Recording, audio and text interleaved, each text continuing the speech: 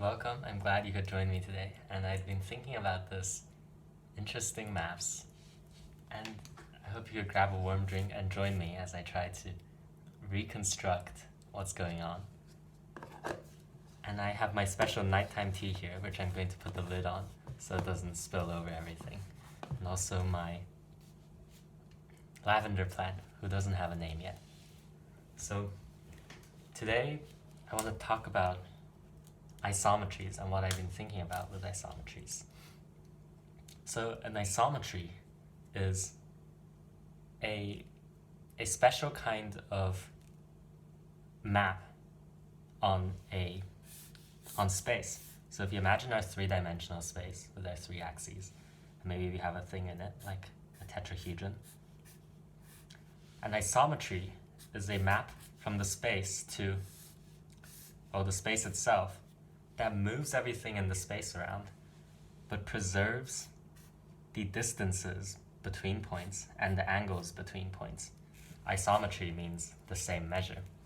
And isometries, they play an important role in, well, actually I don't know how exactly important they are, but they seem to capture an idea of rigid motion, that if we don't allow things to break apart and we don't allow things to stretch, and we're working in our usual idea of space, then isometries give us this idea of rigidity. And I was thinking about the linear algebra perspective of isometries. So in linear algebra, we speak of these orthogonal matrices as the isometries. We say that isometries from any inner product space to another inner product space, or any vector space to another vector space, are exactly the matrices that are orthogonal. That is, matrices M such that its transpose is equal to its inverse. So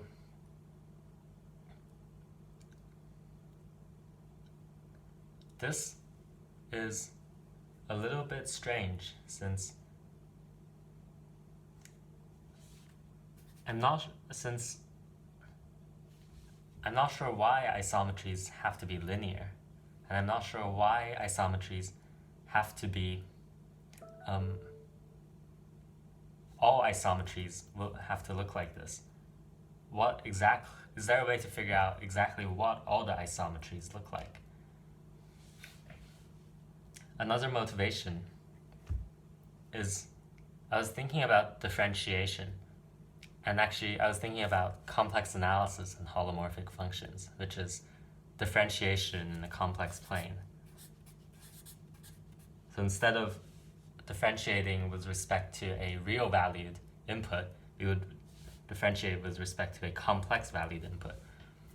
And I've been learning that holomorphic functions are really restrictive compared to real differentiability. Comparatively few functions are holomorphic, and once you know a function is holomorphic, you know a bunch of things about it that are really great, like things like the function cannot be bounded, the path integral of the function along a closed loop must be 0, and you know that it has an infinite power series and all these powerful things. And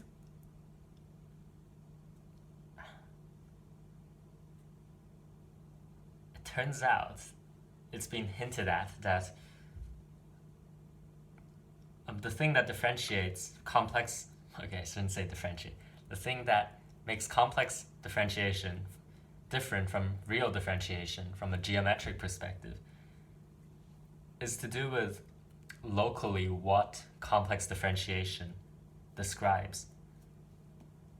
A complex differentiable function seems to be saying that locally the function is going to rotate and stretch a region of the complex plane. Whereas in real differentiation, we're saying that locally we're going to do a linear map on the plane. So we're going to do a transformation on the plane where all the grid lines stay parallel and equally spaced. This is the 3 blue, 1 brown way. So I was thinking, okay, what if we generalize this a bit and said we restricted a notion of differentiation where all of the locally at every point we look like an isometry of the space. Well, anyways, that is another video and it's very exciting. But here, let's get started. So first, I'm going to take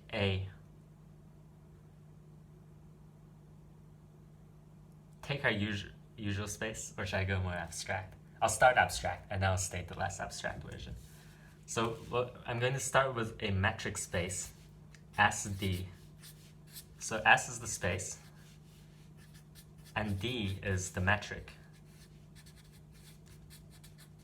Metric is notion of distance, and it crucially satisfies 3 properties, which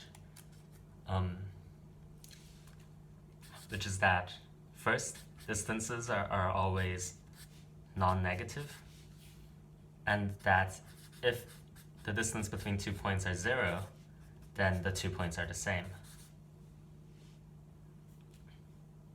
Actually, it's an if and only if.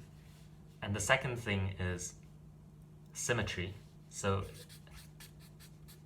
the distance between x and y is always the same as the distance between y and x. And the third thing is the triangle inequality, which is to say, if we had a triangle, something like x, y, z, we have that the distance from x to y is less than or equal to the distance from x to z plus the distance from z to y. And these 3 things are enough to get us a lot of things. And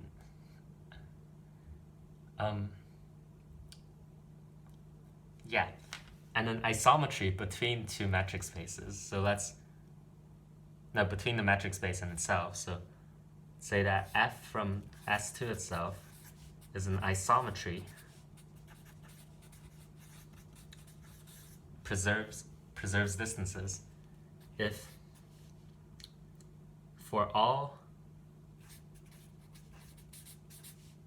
x and y in the space, the distance between x and y is the same as the distance of the image of x and the image of y under f. So it's saying that, okay, no matter where x and y starts, if we move it somewhere, maybe we've rotated it, or maybe something much crazier because metric spaces are that general. We have that the distance between x and y are the same as the distance between fx and fy. You see that this line segment has been moved to another line segment of the same length.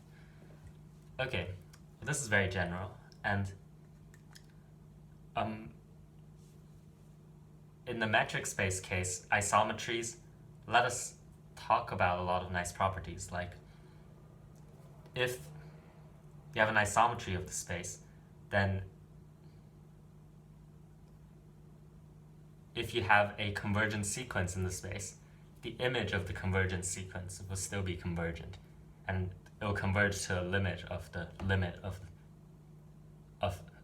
original sequence and things like that. But let's go a bit more concrete, go to our 3-dimensional case. Actually, we're not going to drop all the way down to 3 dimensions because we have linear algebra, we don't need to. I'm going to instead drop to an inner product space, which is a vector space equipped with a dot product, with an inner product, which you might think of as 3-dimensional space with the dot product. The dot product gives us the lengths and the angles.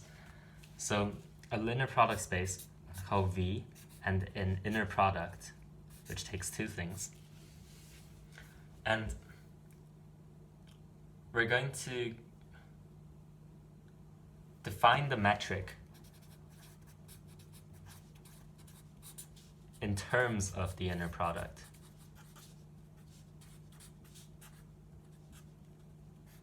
So we're going to say that the norm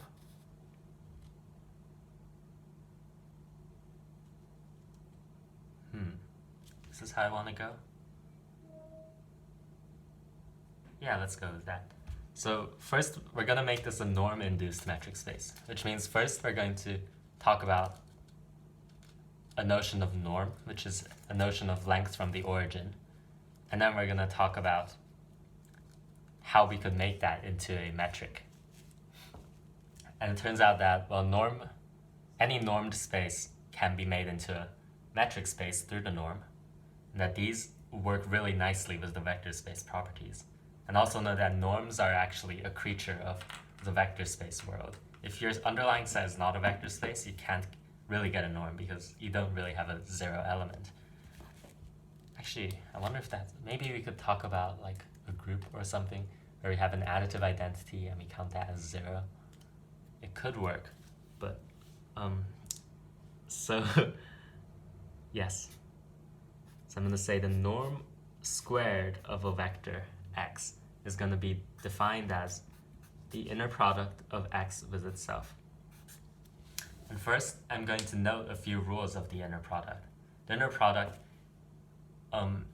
is a direct generalization of the dot product. So in the same way that dot products correspond to projection and to do with angles, like how you might be used to the fact that x dot y is equal to the length of x times the length of y times cosine of theta, where theta is the angle between them.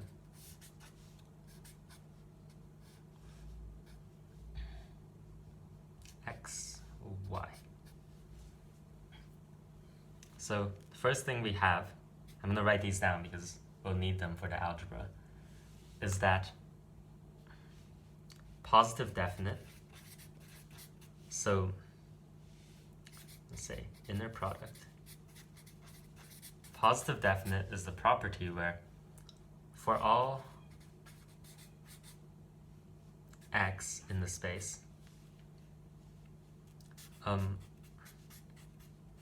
x product with itself is greater or equal to 0, and equality holds if and only if x is the 0 vector.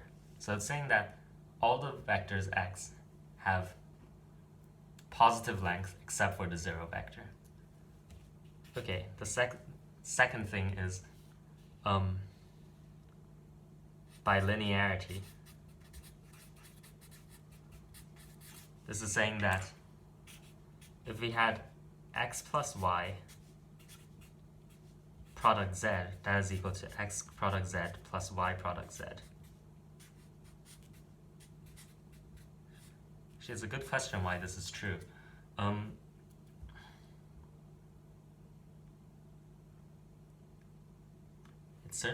It's true for the real dot product. And the reason it's true, let's try. So let's say we had x and we had y. I'm going to join them. So this is x, this is y, and then this whole thing is x plus y. And then we wanted to project that onto a z, then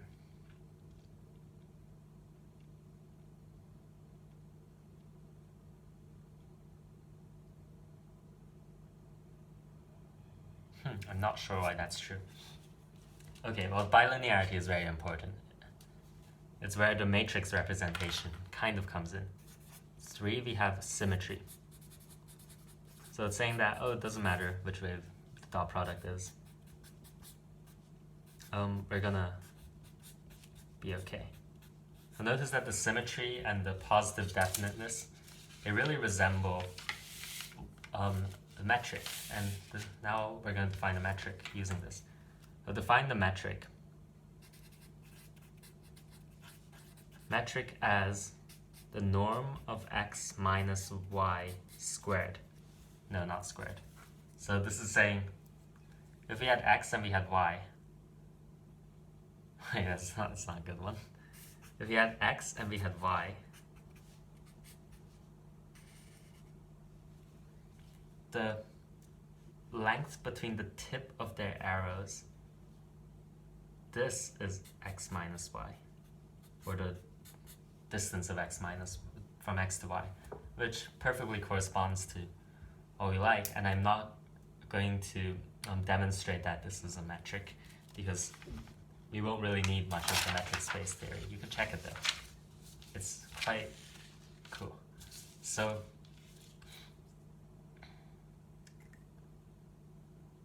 right. Now what? Now isometries. So let me look at my notes. So seems here's the proposition.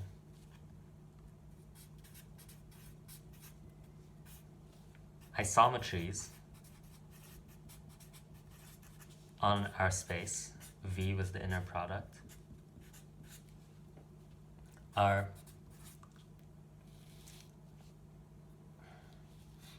exactly the affine maps with orthogonal linear components.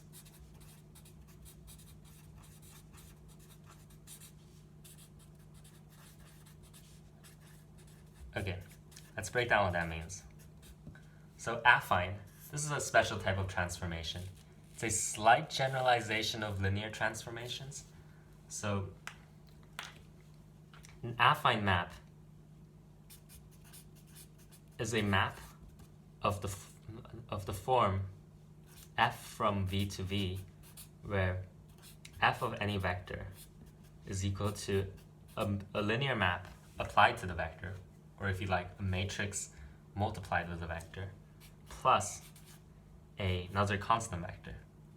So the a and the b, these are parameters of this affine map.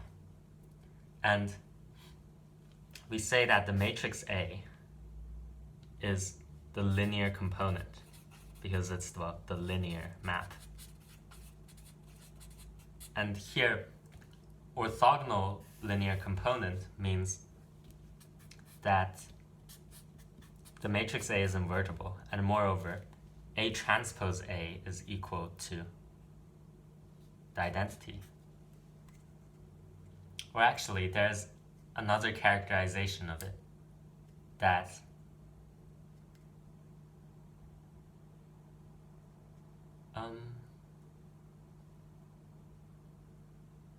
I won't get to for now. I think because we're trying to prove it. So it is kind of surprising that although isometries are such general ideas, where really our only restriction is one equation, that the distances are preserved under the map. So this equation right here.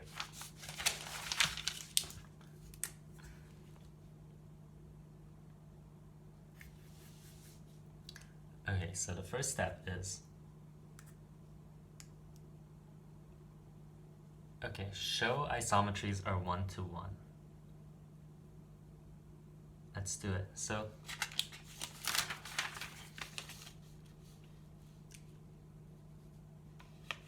right, we have a whole laundry basket. I'm actually going to talk about the key steps.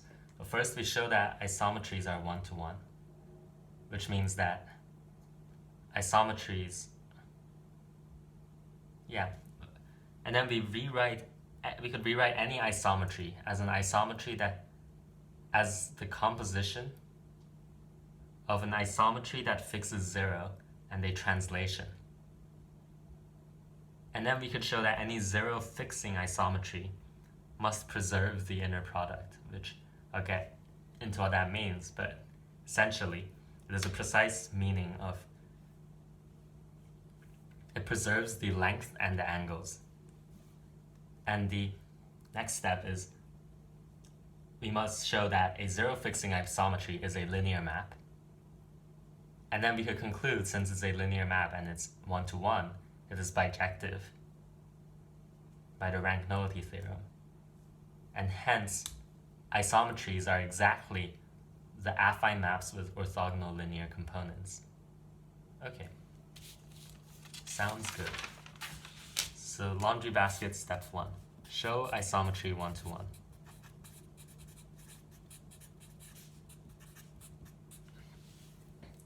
So let T be an isometry.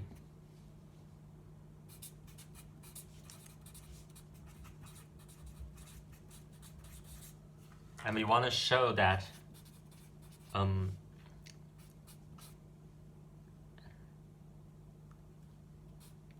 that distances are preserved. Wait, no, that's not what we're showing. We know that distances are preserved. So we know that for all x and y, t of x, the distance from t of x to t of y is equal to the distance from x to y. And we want to show that it's one-to-one, which means that if tx is equal to ty, so if 2 points map to the same place under an isometry, that means they were the same point. Which kind of makes sense. And since isometries are rigid, it doesn't make sense that 2 points get squished into one place. Okay. So suppose that 2 points do get squished. Then we know that the distance between the images must be 0. Because these two things are the same. And the norm of 0 is 0.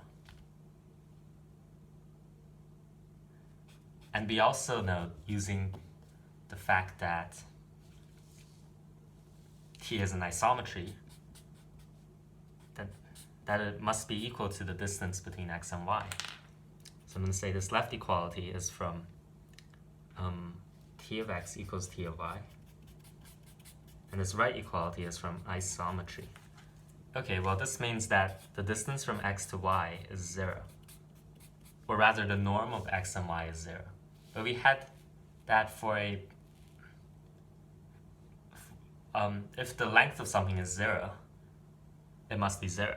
So actually x minus y is equal to 0, which means that x is equal to y. Okay.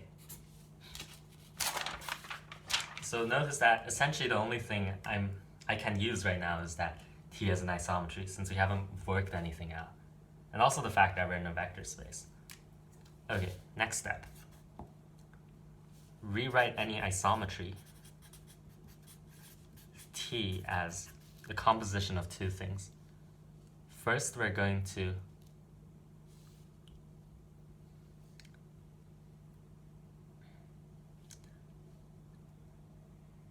I'm going to write it like this.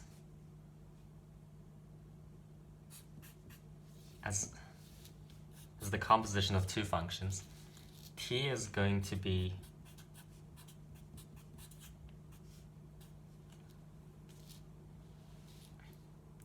the composition of a zero fixing isometry F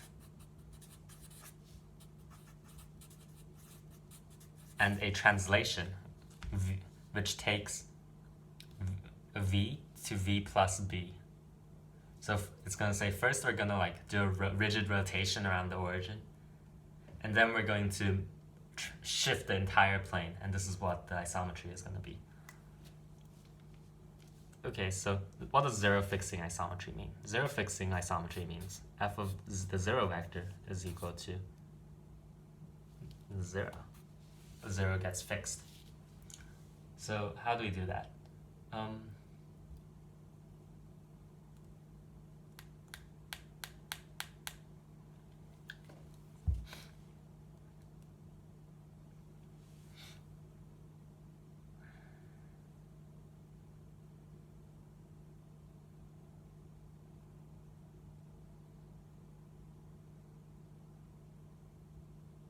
Let's consider the distance of some vector x to 0, to the 0 vector. We know that this distance must be preserved after applying t, but we also know that the left-hand side, because x minus 0 is x, must just be the modulus, or not the modulus, the norm of x. Okay, so the norm of x is equal to norm of the image minus 0.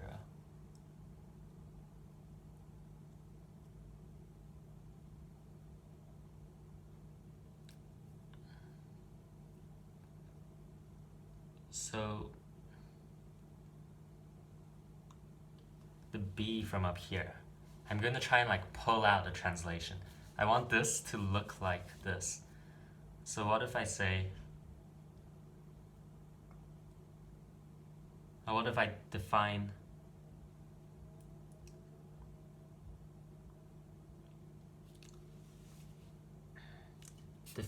f of x to be t of x minus t of 0.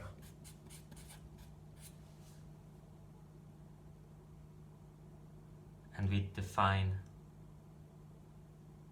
b, the translation afterwards, to be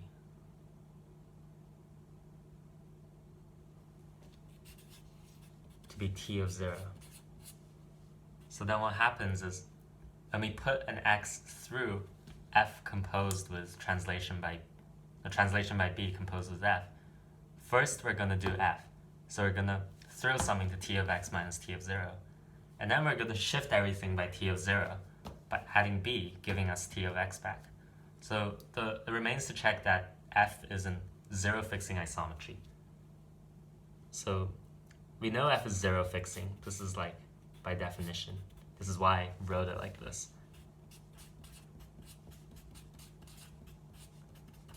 And it's zero fixing because if we had, it's an isometry because if we had 2 points x and y and we were to find the distance between their image, we could expand it in terms of the originals. I'm out of space.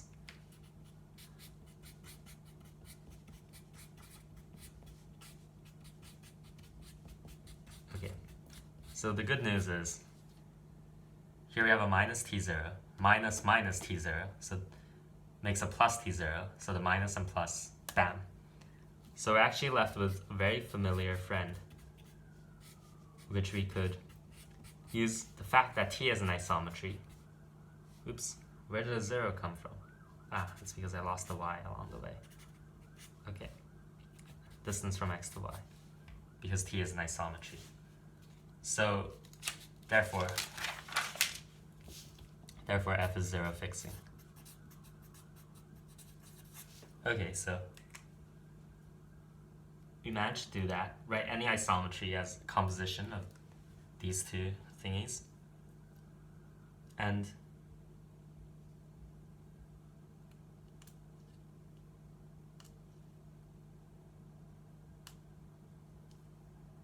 actually there's a quick converse that I want to do. So I've shown that isometry implies the composition. But I also want to show that if you're a composition of two things of the form, so if you're a composition between a translation and a zero fixing isometry, then you must be an isometry. So suppose t were equal to something like this, like the expression we just had, but we didn't know it was an isometry. But we did know about the right-hand side, that this is zero fixing. Show t as an isometry. So let's take two things and try the distance between x and y. And what we get is, let's expand it. So we have f of x plus b for the first one, and fx plus f of y plus b for the second one. And notice that the plus b and the minus b cancel. So we just get fx minus fy. which since f is a zero fixing isometry, so it's an isometry, we're left with x minus y. So yes, or if I were to be fancy, indeed, f blah blah blah blah blah isn't blah blah blah. Any isometries can exactly be written as a composition in this form. Is this surprising? Not really, because if we use our intuition of rigidity, it's like, it seems like rigidity means it's a rigid rotation or a rigid reflection followed by a translation, which is a rigid. Like there's a first thing where we do everything where we don't need to move, and then we do the thing where we do need to move. Okay, next on our laundry list. Show zero fixing isometry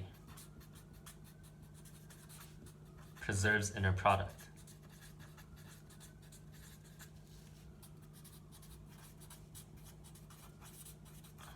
What does this mean?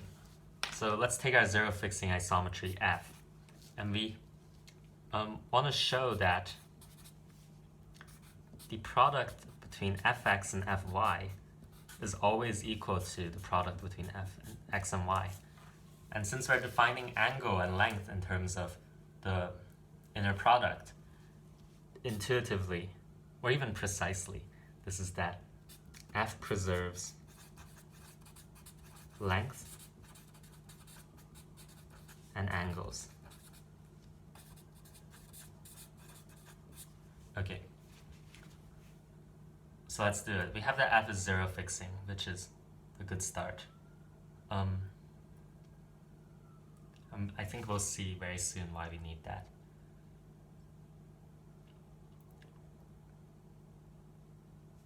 Okay, first let's talk about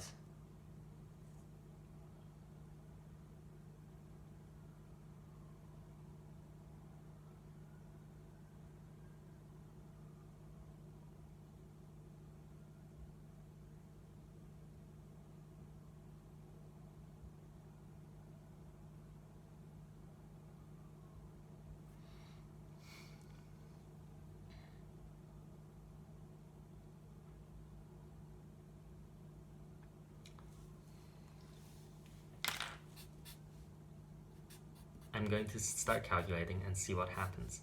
I'm going to take fx minus fy squared, the distance squared, and I'm going to rewrite that in terms of inner product. I'm doing this because I know there's a correspondence between this kind of expression and this kind of the usual inner product expression. Where if we knew something like this, then we could recover what this looks like.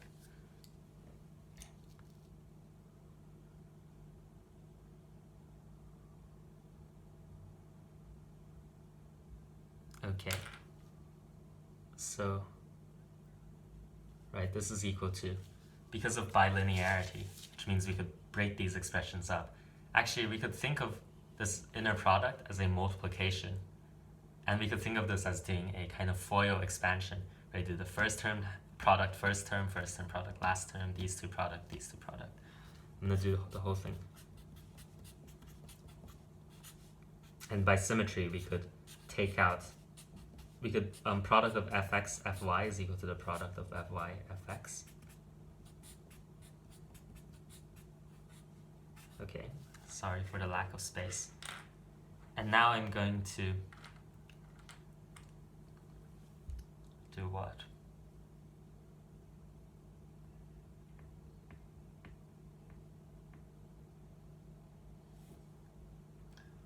Well, I know that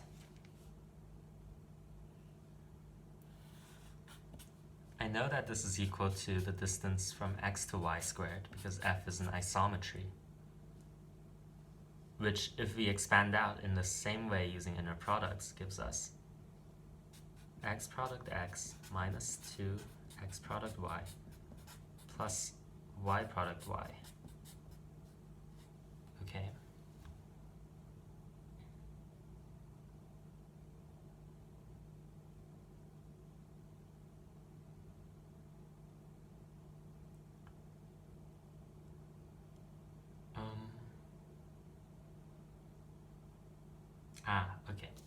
And next, I would like to match these two terms together.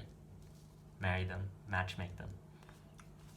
So I want to say that, okay, this is the same as this, and this is the same as this.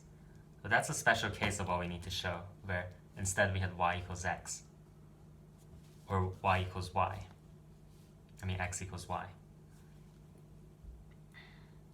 So let's show it. So I'm going to say llama.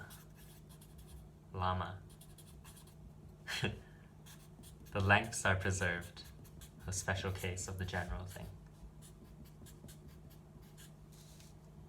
So we have that the distance between x and the image of x and the image of 0 is equal to the distance between the image of, between x and 0. Or I'm going to square both of these. This is because f is isometry. Therefore, well, we know that f of 0 is 0 because f is 0 fixing, which means that the length squared of f of x is equal to the length squared of x. This is from 0 fixing. So expanding out inner product, the norm in terms of the inner product, we get exactly what we need. Okay, so going back, I'm going to do the crossing thing, which I never do, but this is real time, so it's going to be epic. fx equals xx. yy equals fy. And we're left with minus 2 of this is equal to minus 2 of this. The minus 2's cancel. So we have exactly that by the horseshoe. X product y is equal to fx product fy. Okay, so we saw where the 0 fixing came in. The 0 fixing came in because we want to establish that lengths from the origin were the same. And you see that if we had the translation there as well, it wasn't going to work. Because the translations were going to take us in places where it's unpredictable how our relationship with 0 is going to change. Or it's unpredictable how the length is going to happen. Okay, next. Okay, now we're getting somewhere. Show that a 0 fixing isometry is linear. This means that for all coefficients in the base field, or in this case, in the real numbers, alpha, beta in R, in the real numbers, and x and y in the space, we have that alpha x plus beta y. Now, f, the image of a linear combination of x and y, f of alpha x plus beta y, is always equal to alpha f of x plus beta f of y, the linear combination of the images of x and y individually. So you can think of the f as passing through the brackets, as ignoring the scalar multiplication and the vector addition. It just preserves the structure. So how do we do that? So we just showed that we preserve the inner product. Right, so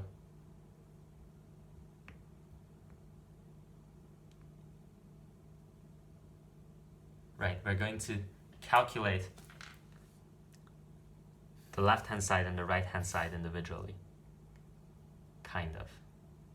So we're going to say that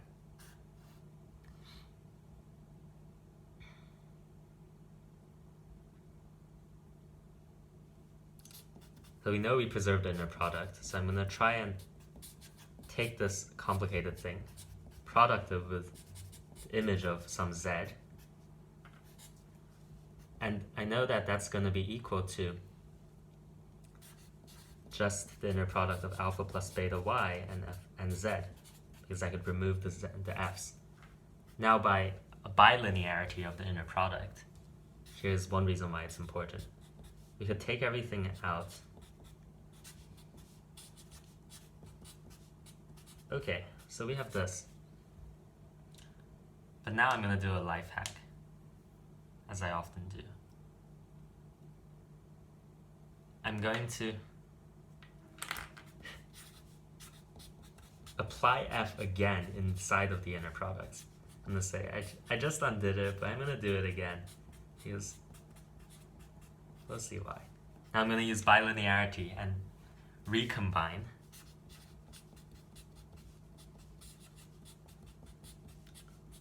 Okay, so notice how similar this is to the original expression, and that the left-hand argument in the first case is what we started with, and the second case is what we want to end up with.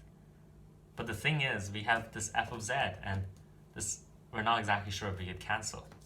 Well, it turns out we can. Since z is anything,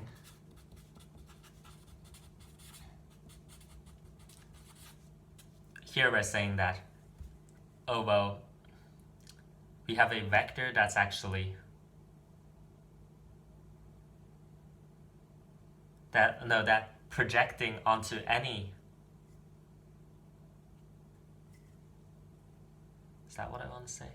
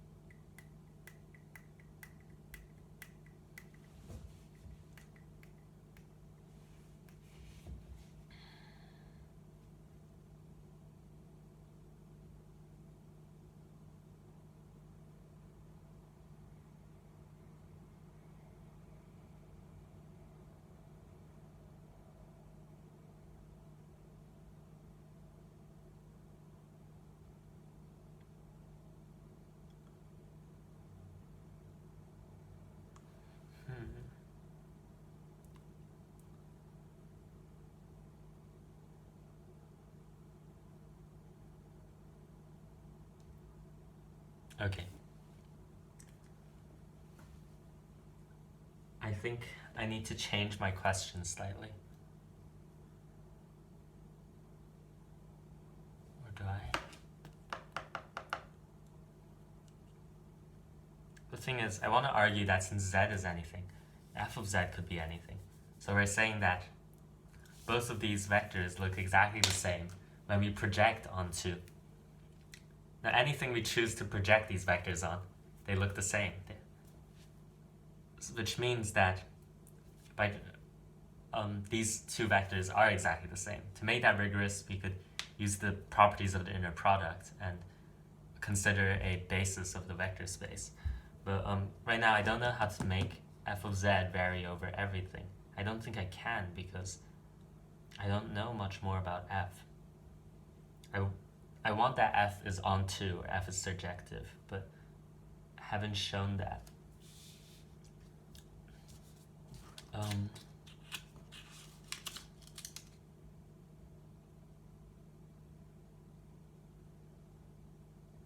Okay, I'm going to put in a question mark. Question mark implies that f is linear. Okay, so since f is linear, and it's one-to-one,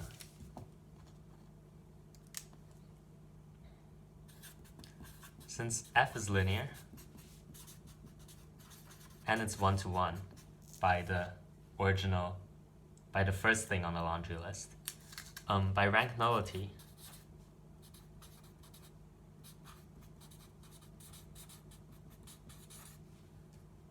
at least if we're in a finite dimensional space, this is allowed. I'm not sure what happens in an infinite dimensional space. I think laundry list 4 might fail in some way too, because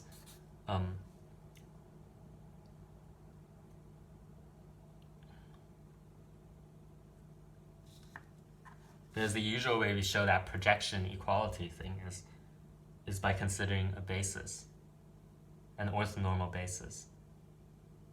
Maybe we can for the infinite case too.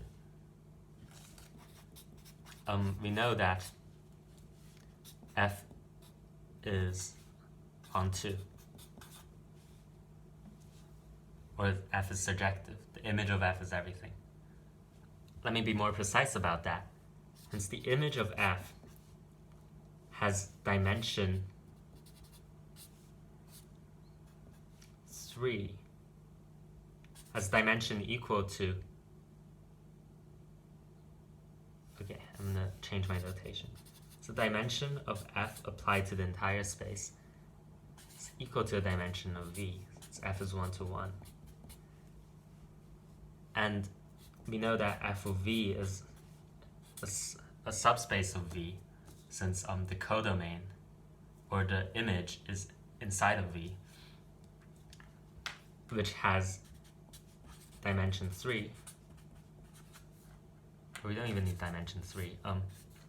So we have a subspace of v with the same dimension. So in the finite dimensional case, we conclude that f of v is precisely v, which is to say that f is on 2. Okay, so now we've not only shown that f is linear, we've also shown that in the finite dimensional case, it's bijective, it's inverted. Any matrix of it is invertible. And actually,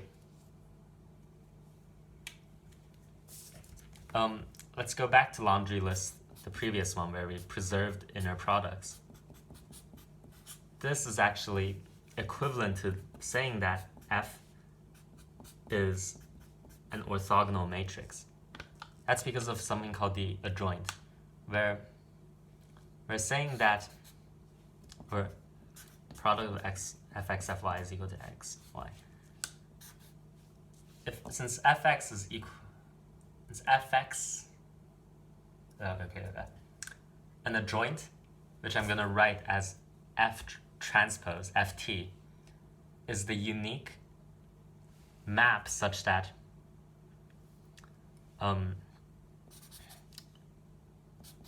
adjoint is the unique map in the finite dimensional case. I'm not sure about infinite. Such that the product of fx with y is equal to the product of x with f adjoint of y for all x and y. So we could move the f to the other argument by doing the adjoint. And in particular, in the case we have fx product fy, if we apply the adjoint and move the f on the right to the left, we get that f transpose fx is equal to product y is equal to x product y. So again, we have the same argument. Since y is anything, and x is anything, we could say that actually f transpose of f has to do nothing to x. To be more precise, we might fix x, and then we'll say, okay, we'll vary y across everything. And we'll realize that f transpose fx and x look the same no matter which y we project onto, which means that they must be equal. But since x was anything, that means that f transpose f must always do nothing. It must always just leave us with the same thing. Okay, so now to put it all together, any isometry T can be written as an fx plus b, where f is orthogonal and linear. So any so isometries are on a real inner product space. This could work with a bit of changes to complex inner product space. A long sentence. And they're exactly affine transformations where the linear component is orthogonal. And this is so cool because now we've just restricted isometries, this really abstract and like intuitive, wonderful concept, to something very, very concrete and restricted.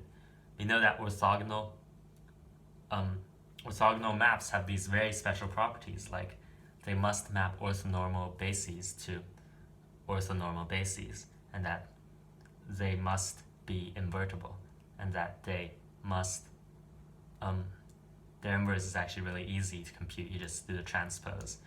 I think the determinant must be plus or minus 1. Their eigenvalues must be, not sure what their eigenvalues have to be. That's a good question.